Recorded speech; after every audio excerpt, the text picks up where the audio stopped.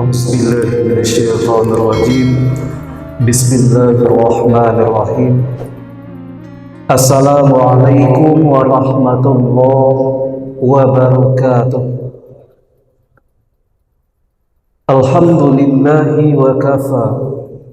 Wassalatu wassalamu ala rasulillahil mustafa wa ala alihi wa sahbihi wa man wafa. Amma ba'd. Alhamdulillah, salaweh puji salawat syukur dipulangkan kepada Allah, Rabb semesta alam. Sabar rasiah salawat sajaniah salam dipulangkan kepada baginda Nabi besar Muhammad, Rasul junjungan alam. Kaum muslimin, kaum muslimat sidang jamaah salat zuhur yang dirahmati Allah.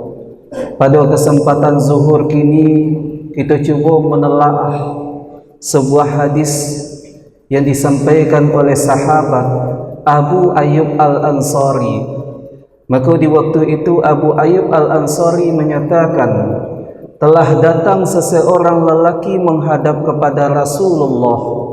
Maka laki-laki itu seraya menyatakan, "Ya Rasulullah, alimni wa aujis." Ya Rasulullah, berikanlah saya pengajaran yang ringkas. Maka singkat ceritanya kaum muslimin, sahabat tadi mau minta pengajaran yang ringkas. Kok satitiak dijadikan lawik, sakapa dijadikan gunung. Kok siang dijadikan tungkek, malam dijadikan suluh, pedoman patang jo pagi. Maka pengajaran ringkas itu yang diminta. Maka lantas di waktu itu Rasulullah memberikan 3 pengajaran kepada sahabat tersebut. Pengajaran yang pertama yang diberikan oleh Rasulullah kepada sahabat tersebut, "Idza qumta fi sholatik fasalli sholatan muwaddi'." Apabila kamu hendak mendirikan solat, tatkala kamu hendak melaksanakan solat, maka jadikanlah solat yang sedang kamu dirikan tersebut, jadikanlah solat yang sedang kamu kerjakan tersebut seolah-olah inilah solat yang terakhir yang bisa kita persembahkan kepada Allah. Seolah-olah inilah ibadah terakhir yang bisa kita persembahkan kepada Allah. Dari pernyataan Rasulullah yang singkat ini mengingatkan kita semua betapa pentingnya kualitas sebuah ibadah yang kita persembahkan kepada Allah. Betapa ibadah yang kita persembahkan itu tidak boleh secara asal-asalan. Betapa ibadah itu tidak boleh kita kerjakan secara main-main. Apalagi ibadah itu kita kerjakan hanya sebatas pelepas dari sebuah kewajiban yang telah dibebankan oleh Allah kepada kita. Maka yang diminta oleh Rasulullah, tatkala mendirikan ibadah, maka jadikanlah ibadah yang kita kerjakan itu, inilah ibadah yang terakhir yang bisa kita persembahkan kepada Allah.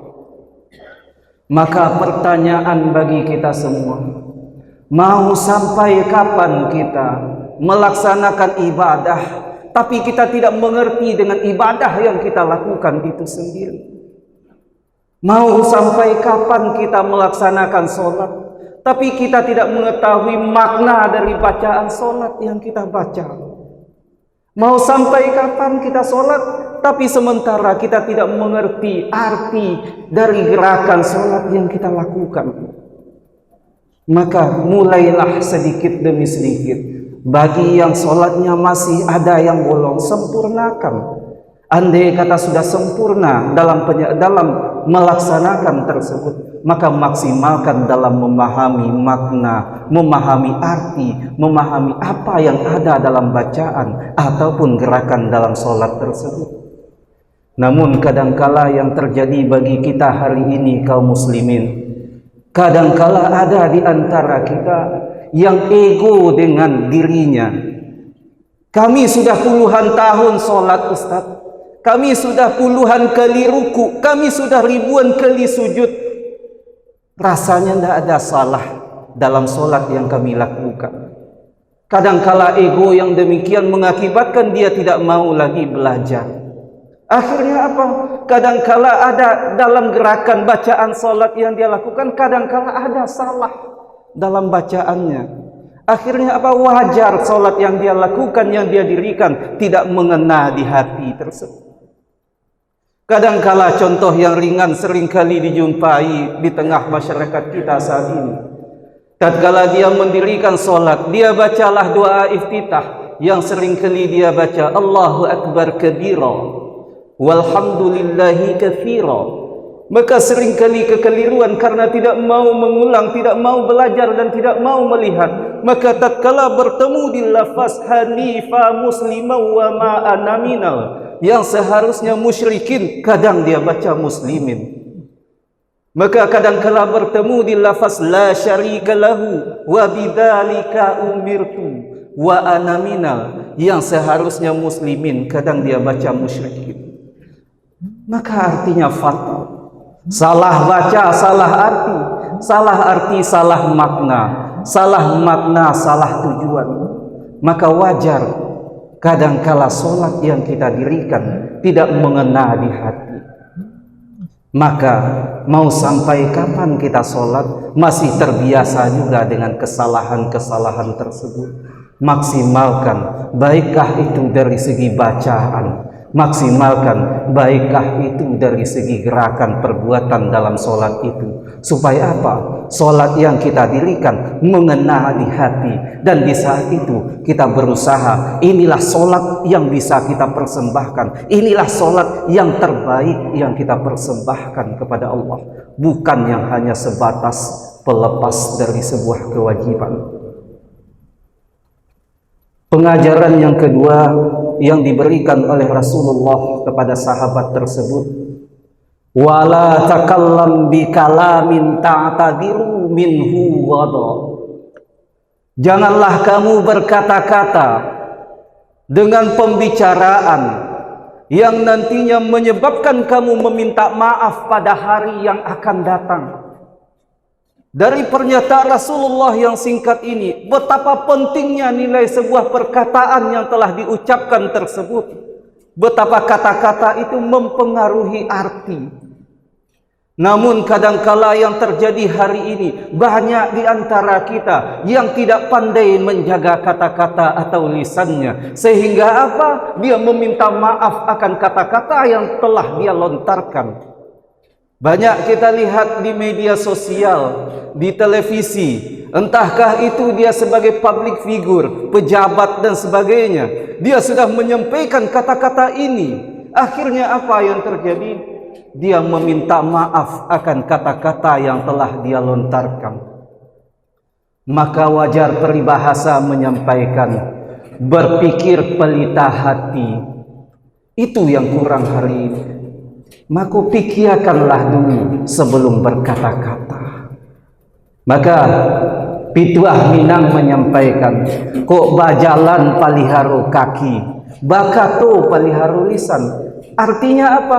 Peliharalah, jangan sampai nanti kita menyesal terhadap apa yang telah diucapkan. Jangan sampai kita menyesal terhadap apa yang telah dilakukan. Inuk manuangkan, pikirkan apa yang telah diucapkan, apa yang telah diperbuat. Jangan sampai menyesal di kemudian hari, sehingga mengakibatkan kita meminta maaf pada hari yang akan datang. Maka wajar peribahasa lain, Pituah Minang lain menyampaikan, bapikia dulu sabalun bakatu, usah katukan napo nanta pikia.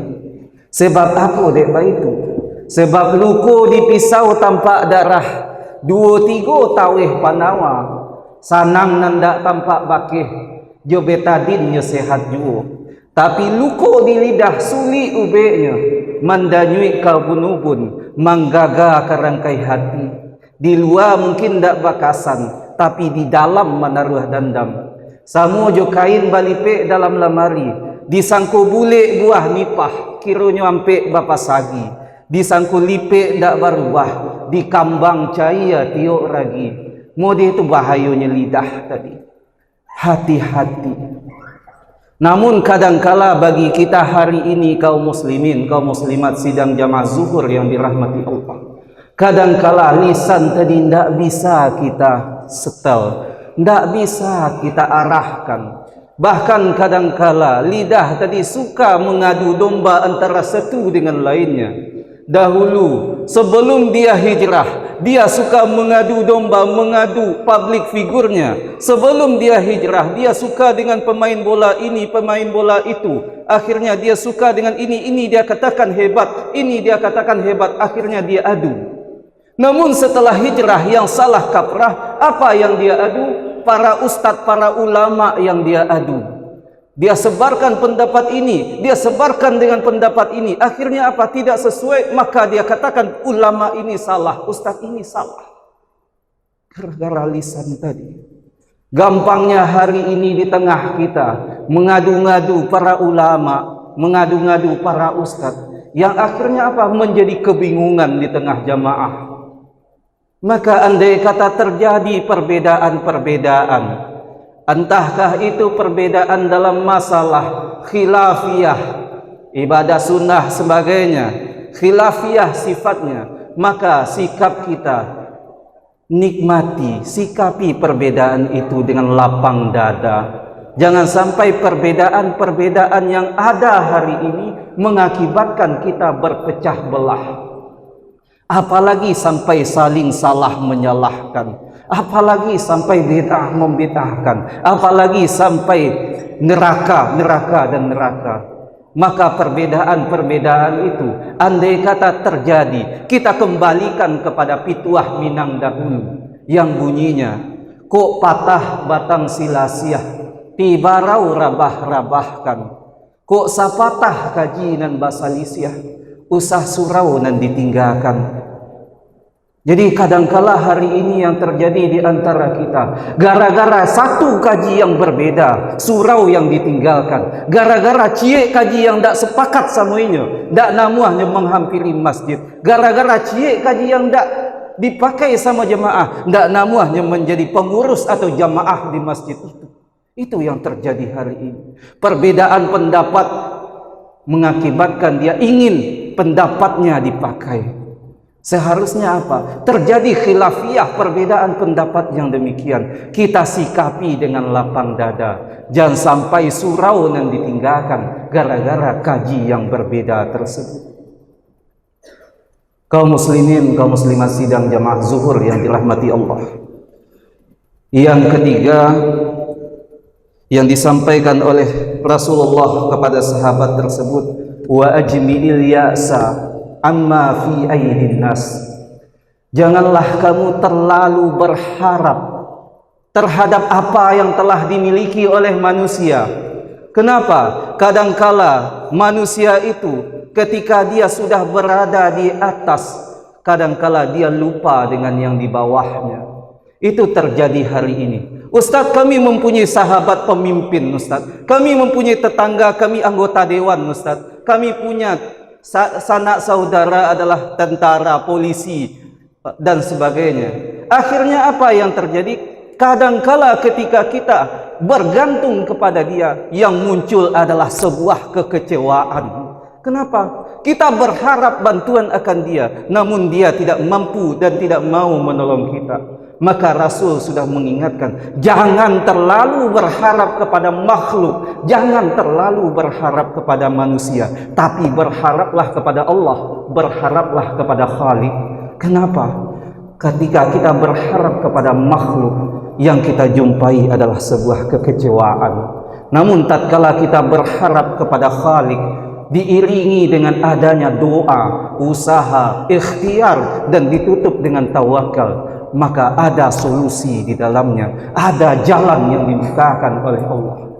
Maka pesan yang ketiga, jangan terlalu kita berharap kepada makhluk supaya tidak dikecewakan, tapi berharaplah kepada Khalik.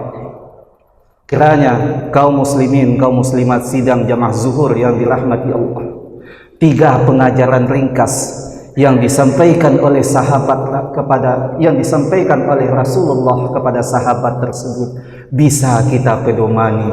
Satitiak tolong dilawikan, sakapa tolong digunuangkan, alam nanti kambang jadi guru. Billahi taufiq wal hidayah. Assalamualaikum warahmatullahi wabarakatuh.